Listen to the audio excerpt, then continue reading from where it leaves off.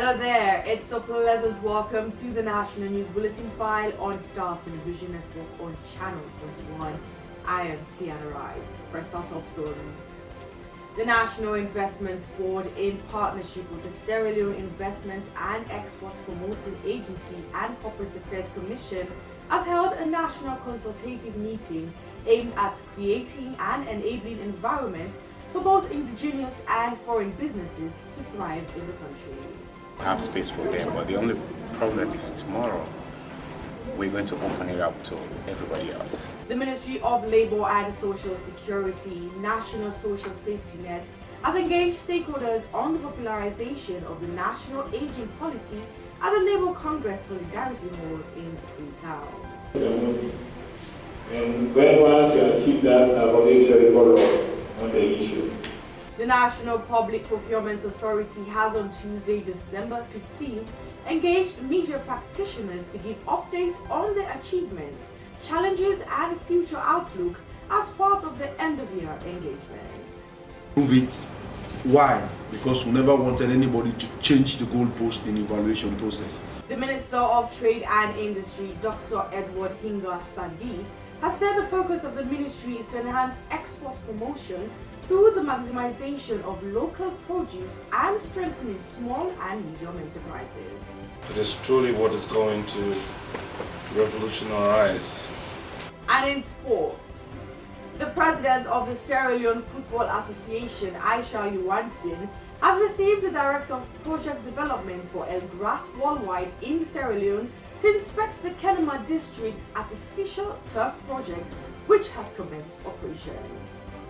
Those were the headlines.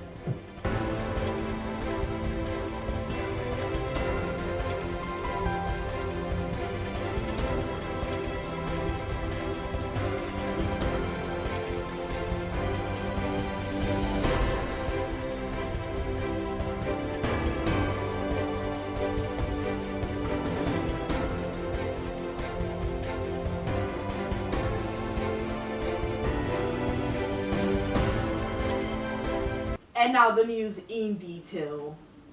As a way of creating an enabling environment for both indigenous and foreign businesses to thrive, the National Investmnet Board, in partnership with Sierra Leone Investment and Export Promoting Agency and Corporate Affairs Commission, has held a national consultative meeting with the theme Voices and Space for Investment at the Golden Tulip Hotel, Aberdeen in Freetown. Alfie Barrie tells us more. Professor Mother Mustafa, the Executive Director of the Investment Board, underscored the importance of noting that engaging the indigenous community will give them an insight about their challenges and possibly inform their next line of intervention. Professor Mustafa assured the private sector of the unflinching commitment in creating an enabling environment for them to operate. This engagement today is specifically for the indigenous business people. They are the priority of the president. We will be engaging the other business people, but they say charity begins at home. It is extremely significant for them to take it seriously, and hopefully those who could make it today will have space for them. But the only problem is tomorrow we're going to open it up to everybody else. Today is their opportunity for them to come and tell us what their challenges are and how we can solve those problems. So it is extremely significant for the private sector. This is the first time in the country that the government has put so much emphasis on improving the private sector beyond rhetoric. We've heard that so many times. Sierra Leone is now open for business, but no infrastructure for that to be actualized. So it is extremely significant. Minister of Trade and Industry, Dr. Edward Hinga Sandi, revealed that government has made a quantum leap in ensuring that the socio-economic and political climate is stable for investment. I think should start to re-energize our own indigenous investors, to grab the opportunity, to be part of the discourse, to be part of the dialogue, to see what we can do together as government and on your side as the private sector to enhance the doing business environment. What clearly speaks to that are the fact that we are working on anti-graft, which has been one of the key impediments to actually bringing people or allowing even locals to put their money into business. Sheku Kamara, the CEO of Sierra Leone Investment and Export Promoting Agency (SLIEPA), lauded the Investment Board for such stakeholders' engagement, noting that as a regulatory agency for exports, they will ensure they collaborate with NIB in ensuring that an enabling climate is provided for investment.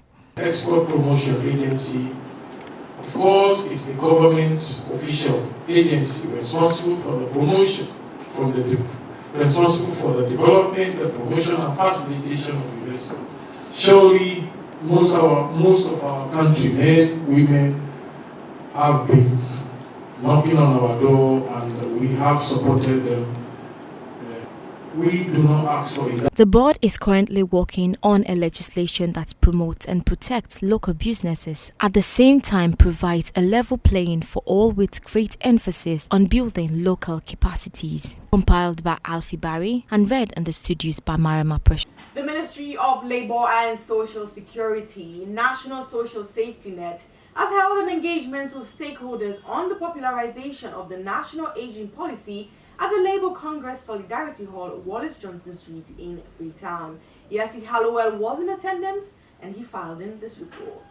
The government of Sierra Leone, through the Ministry of Labour, Social Security, established the National Social Safety Net program through a cabinet conclusion in 2004 to help reduce poverty on older people and the needy. One of the ways government can assist the older people is through cash transfers and other forms of social assistance. The National Social Safety Net is intended to provide social transfer of funds and food items to identifiable vulnerable groups in our society, with priority on the aged, those that are 60 years and above, and are in dire need with no regular source of income or financial support from any relative or individual.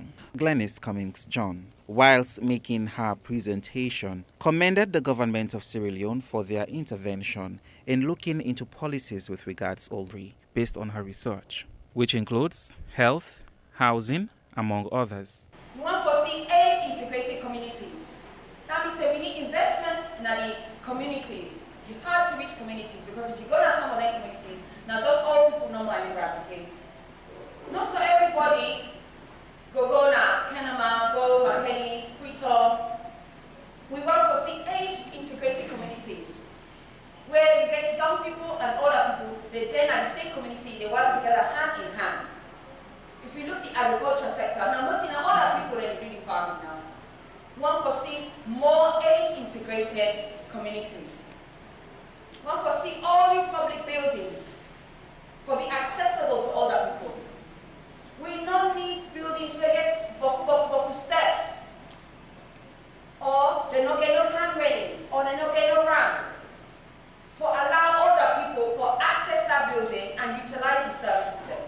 Doreen Barrie, founder of Dawantoni Organization for the Aged, whilst making her statement, said the policy should not be kept in cupboards but must be implemented, and it should be a collaborative effort, as no single person will be able to look into the affairs of older people alone. She furthered that older people should be provided with their necessary needs, as life can be difficult for them. Find way at this time we're young, they come together and put things in place so that when we serve the old, we go enjoy the facilities there where governments are looking for goods now in place. And this is something we're not just one person for the one. We all need to come together. We all hear about the thing where they talk about money, because in anything we do now money. And we organization, we do two things, we support and we talk on behalf of all people. Because we don't see much organizations then they only focus on women and girls. And we all get for home tomorrow.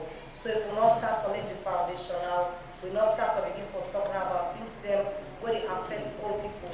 When we hold tomorrow, who that work for them do now. Zainab Sise, a senior citizen, said she is very happy for the policies that are being put in place for the aged and that it will help them acquire their basic needs. When to me inside, I get waiting and give me. Whereas now we can take and take and decide to take benefit and go. So I'm glad for that. I want them continue for me. No, we get small. Because if you don't get it, so that way, we can start that the country. We're glad. I'm glad they continue. Whilst giving his keynote address, Minister Alpha Timbo said that as a government, they have premium on human capital development. He spoke on the establishment of NASIT and the National Social Safety Net. He said it is a national issue and that everyone should come on board to help older people live a comfortable life when they get to their old age. As a government, we believe say not to overdevelop policy no more. When somebody develops a policy, there's a reason behind such a movie. And when once you achieve that, avoid shall follow on the issue. Like how the chairman said, the aging policy may contribute towards for fully pursued implementation. Various speakers, as well as question and answers, formed part of the occasion. Reporting for Star News, I am Yessi Ernest Hallowell. If you're just joining us, this is the National News Bulletin File on Star Television Network on Channel 21. And on to the next story. The National Public Procurement Authority, as part of its end-of-year engagement, has on Tuesday, December 15th, held a news conference to update media practitioners on their achievements, challenges and future outlook since the inception of the Chief Executive Ibrahim Swaray. Alusine AbuBakar Bangura reports. On his opening statement, Ibrahim Swaray, the Chief Executive Officer of the National Public Procurement Authority, showcased some of his achievements since he assumed the mantle of office. He added that his office has prevented the too many corrupt practices happening in different parastatals. One of the things that have given us huge strength is when I came in, we ensured we invoked Section 14P, where we did end-to-end review every process that happens across our country. We'll make sure when you develop your tender documents, they are brought to us, we looked at it, we approve it. Why? Because we never wanted anybody to change the goalpost in the evaluation process. And when bids are opened, you do your evaluation, it's brought to us, we look at it again to see if the decisions you've made are correct. And a lot of this has saved this nation. That's why today you say NPP has made so much savings. It's because of that aspect of the law that we vote. And as we're going along, there are a lot of policies we brought out, and very recently a policy was sent, a circular was sent out, because we want to ensure transparency continues to strive, that every bid opening now representatives from the National Public Procurement Authority, when bid prices are read, those append their signatures on them. Just we're doing all this one to show the level of transparency in governance. Brahima further highlighted the structure they have put in place in ensuring that professionalism prevails in the National Public Procurement Authority under its administration, pointing out that the number of abnormalities in the National Audit Report will be cut. And let me tell you the good news about the Directorate of Capacity. Both the Director and the Deputy Director of Capacity are SIPS holders. They are Masters in Public Procurement and Supply Chain Management. Why? We want to see how training as we go along now becomes the norm. Because if every year you shout audit reports are out and we're seeing huge anomaly, then it means we need to beef up our training. And training is going to be the order of the day at NPPA come 2021. That's the reason why we want to see, first, we want to see how we can have our presence felt in all the regions. Second, we're building how training can be the order of the day. and circulars are even out. It's not just going to be training that will come from NPPA. He, however, concluded on what they intended to do come 2021. The Director of Finance encouraged the media practitioners to help play the role of mediators like VOA, BBC and Al Jazeera for the good of the country. For Star News in Freetown, Alusine AbuBakar Bangura reporting. The Minister of Trade and Industry, Dr. Edward Hinga Sandi, has said the focus of the ministry is to enhance export promotion through the maximization of local produce and strengthening small and medium enterprises.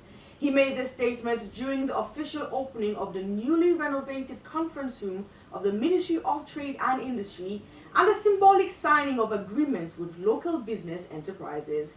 Here is a highlight on the event. We pay special tribute to what you guys are doing, because it is truly what is going to revolutionize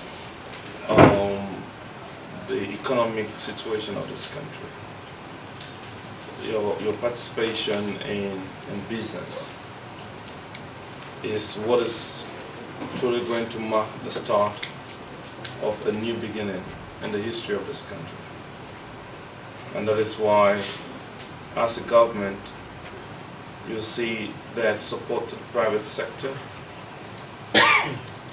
support to industry development, and support to international competitiveness are all very, very strong pillars under the medium-term national development plan of this country.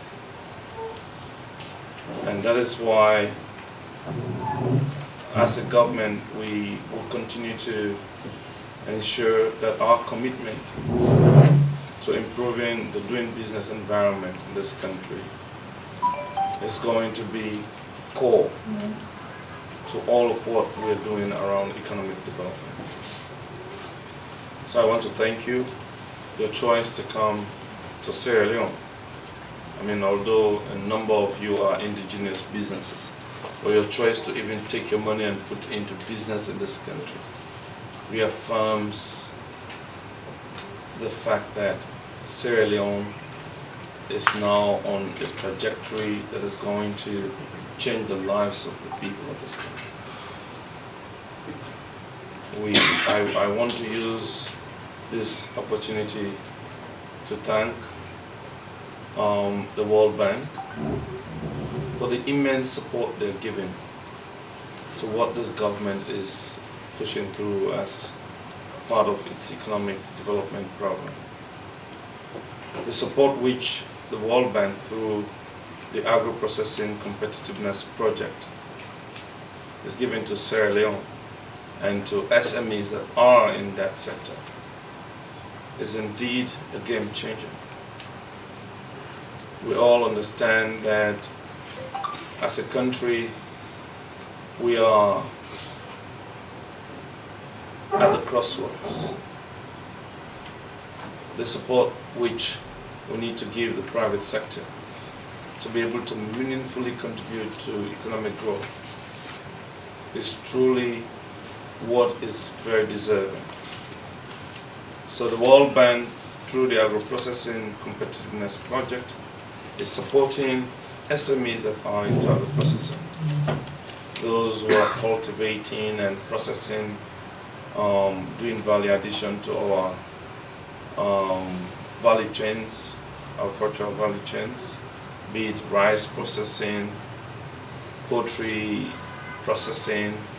I mean, you cannot imagine how much egg and chicken parts we are importing into this country. I want to thank the government of Sierra Leone for supporting industries like us to expand, to create jobs, and to start exports, to bring forex into the country, and to help the farmers. And I would encourage other industries also which are out there to come, other investors to come and see that there is room in Sierra Leone for them to expand their business. And now to round up the news sports. The president of the Sierra Leone Football Association, Aisha Johansson, has received the Director of Project Development for El Gras Worldwide in Sierra Leone to inspect the Kenema District's artificial turf project which has commenced operation. So let's join our sports correspondent for more on the story.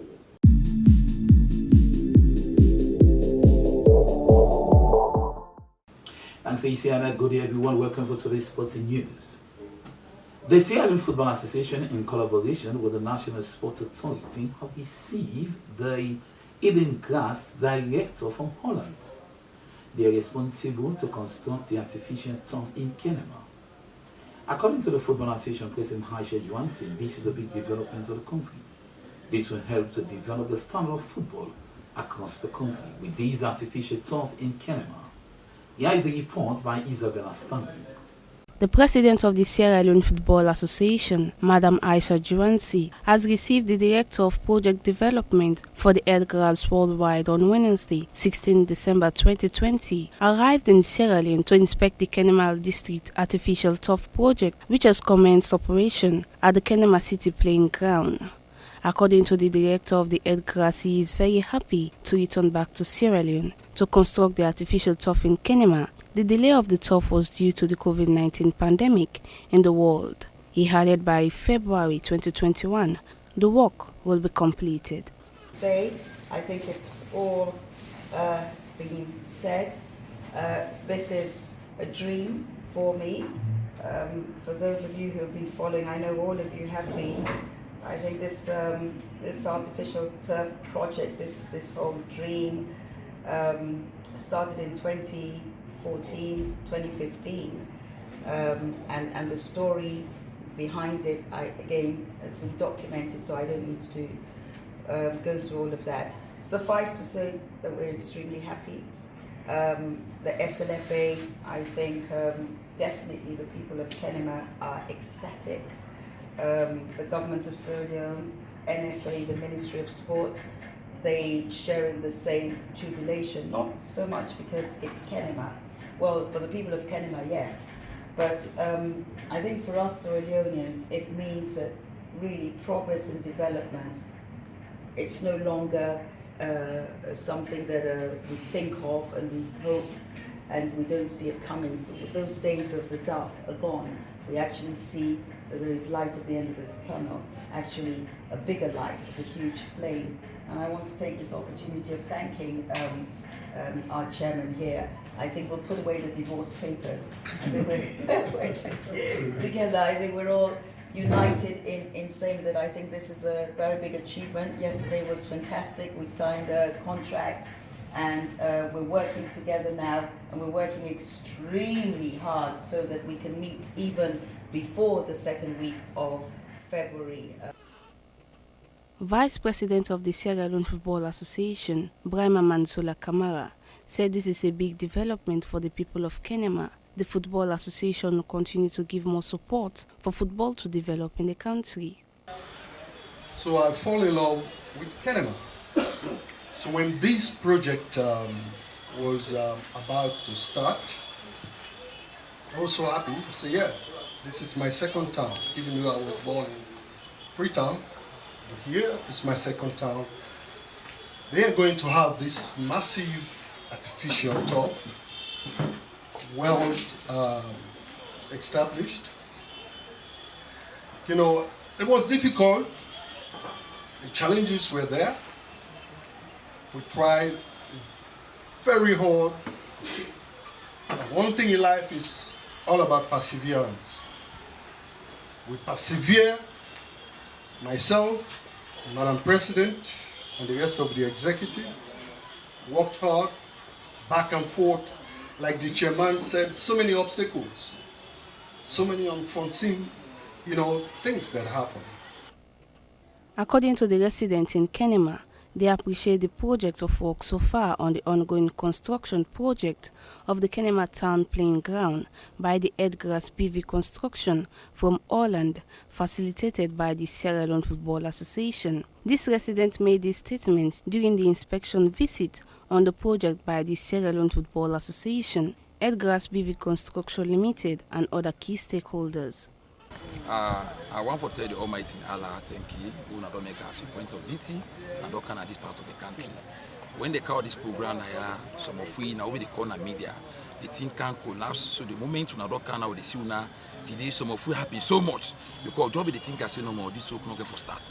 So for the moment we don't can now we already believe it say this soak they not get for stop again. They continue. We say they put in prayer. First of all, I feel fine. They are telling the president thank you and the others because one they don't make with the social now again now. Social don't begin camp. The way they don't make this week feed, we tell Allah thank you, they will tell the president thank you for what he don't do for me. So back with the proud of the feed now, with the proud of the country. Very over because I don't know the people for let this main kind we could let continue on this big town inside Kenema town. So we really grady. And you say with me grady today. And we don't see the cloud. And we don't say this school care where they want let continue and we grady over. I don't know my one talk. The artificial turf project was officially launched by the President Julius Maada Bio and the First Lady Fatima Jabi Bio. For Star TV Sports, I am Isabella Stanley. Another artificial turf coming up here from the Football Association. They went to the pitch, the playing ground on the previous days in Kenema to see how they inspect the facilities. Congratulations to the Football Association, the National Sports Authority, and more especially President Aisha Yuantin for more development in football. Let's turn our attention to the international scene. Arsenal Football Club pick out the 1-0 in the match in the Premier League. They conceded the first goal, but the front they had the goal equalizer. Here is the highlights of the match.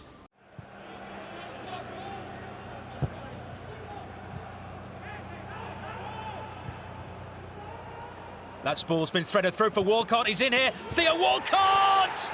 And who else has given Southampton the lead than a former gunner? There's no communication at all between Saka and Tierney. They're not aware that he's there. That's exactly what Theo Walcott wants. He wants space to run into. And to be fair, it's a very, very cool finish.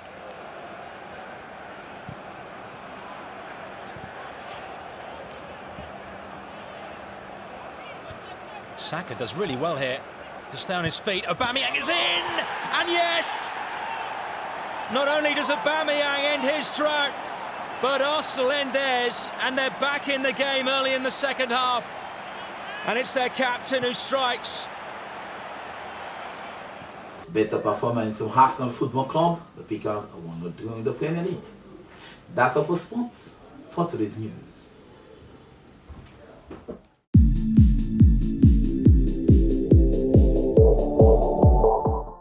Well, that's all we have time for in the National News Bulletin file on Star Television Network on Channel 21. I am Sienna Wright. Thanks for watching and do stay with us for more programs coming up.